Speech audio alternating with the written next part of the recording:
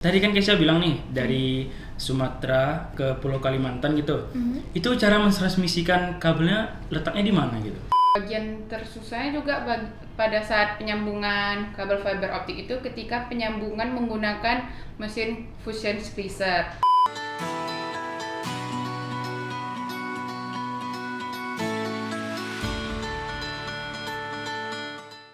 Assalamualaikum warahmatullahi wabarakatuh. Halo teman-teman, kembali lagi bersama saya Rasa Halim Ramadan. Nah, pada kesempatan kali ini nih kita akan berbincang-bincang dengan teman kita dari jurusan Teknik Komputer Jaringan. Halo. Hai. Nah, bisa diperkenalkan diri dahulu.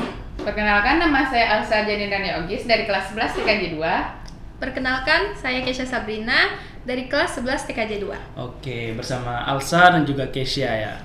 Nah, pada kesempatan kali ini kita ingin berbincang-bincang nih tentang pembelajaran di Teknik Komputer Jaringan. Di Teknik Komputer Jaringan pasti kalian sudah pernah belajar fiber optik kan ya? Bisa nggak dijelaskan apa itu fiber optik dan kenapa pada zaman sekarang ini orang lebih banyak menggunakan fiber optik? Jadi gini Rasya, fiber optik itu adalah sebuah kabel yang terbuat dari serat kaca atau plastik halus yang bentuknya transparan dan juga biasa digunakan untuk mentransmisikan data jarak jauh seperti antar kota kayak ke Bangkinang ke Pekanbaru atau mungkin Pulau Sumatera ke Pulau Kalimantan mungkin nyampe juga. Kenal saya ingin menambahkan. Nah, kenapa sekarang kabel fiber optik itu sering dipakai? Karena kabel fiber optik itu sendiri juga memiliki daya transmisi yang lebih cepat dan juga memiliki daya tampung bandwidth yang lebih banyak.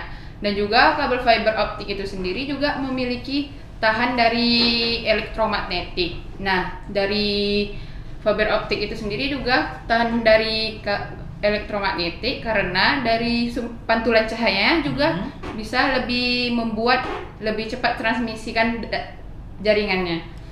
Oh, seperti itu. Wah, menarik nih. Tadi kan Kesha bilang nih dari Sumatera ke Pulau Kalimantan gitu.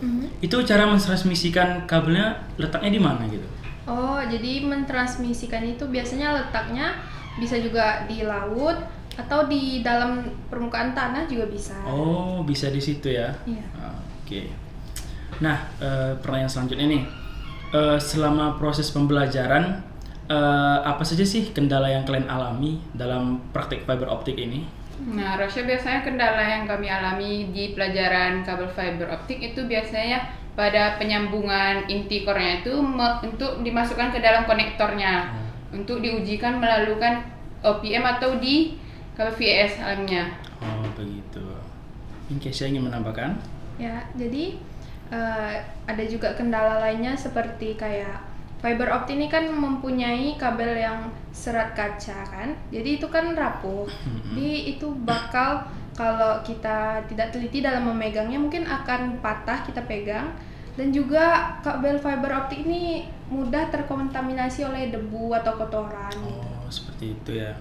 Nah, fiber optik ini kan terbuat dari serat kaca gitu ya. Itu berbahaya nggak sih pada kesehatan atau keselamatan kita?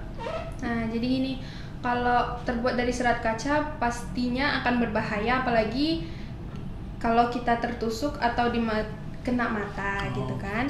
Jadi guru kami juga mengajarkan dalam praktek fiber optik ini menggunakan K3LH gitu.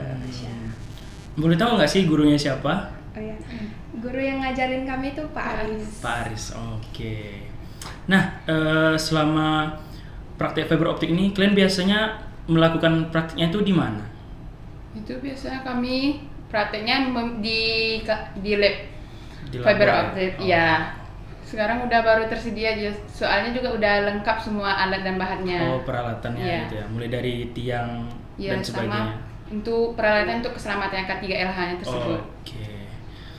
Nah, selama praktek fiber optik ini nih, ada nggak sih part menurut kalian yang menyenangkan atau ada part yang menurut kalian tuh kurang menyenangkan gitu selama belajar fiber optik?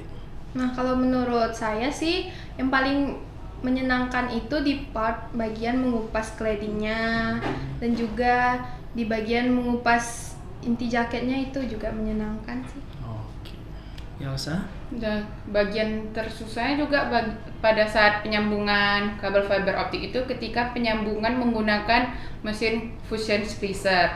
Di situ juga harus memiliki ketelitian ketika memotong inti core-nya agar memiliki kesamaannya agar tersambung dia dari inti core ujung ke ujungnya. Oh, seperti itu Iya. ya. Waduh, menarik sekali nih teman-teman fiber optik. Mungkin ada nggak sih pesan yang kalian sampaikan? Kenapa fiber optik ini harus kita pelajari mulai dari sekarang nih? Apalagi zaman ini kan akan terus maju dan berkembang gitu. Ada nggak sih pesan kepada teman-teman kita yang dari jurusan TKJ mungkin? Jadi mungkin pesan-pesannya itu kayak zaman sekarang yang makin maju juga pasti perkembangan kabel-kabel itu pasti ada Iya, kan. benar. Jadi karena fiber optik ini lumayan mempunyai kelebihan yang banyak, jadi kita harus mempelajarinya. Nah, jadi nanti mungkin kita turun ke lapangan nih, PKL. Iya. Nah, mungkin nanti disuruh untuk memperbaikinya atau mengecek fiber optiknya gitu. Jadi wawasan kita kayak lebih luas gitu. Oh, begitu. Nah, zaman sekarang ini kan udah menggunakan fiber optik nih. Berarti di sebelumnya sudah ada menggunakan kabel lain juga dong. Kabel apa sih yang biasa sering digunakan? Biasa sering digunakan itu seperti kabel LAN untuk jarak kisaran 100 meter, itu seperti yang kita gunakan di lab komputer kita sendiri. Oh, berarti perbedaannya kalau fiber optik ini untuk jarak jauh, Iya. kabel LAN tadi untuk jarak dekat gitu ya. Di kisaran 100 meter aja. Oke. Nah, mungkin sekian nih teman-teman perbincangan kita pada hari ini. Mudah-mudahan perbincangan ini bisa menambah wawasan kita terhadap kemajuan teknologi gitu. Mungkin sekian yang kami sampaikan. Sampai jumpa di podcast berikutnya. Bye-bye.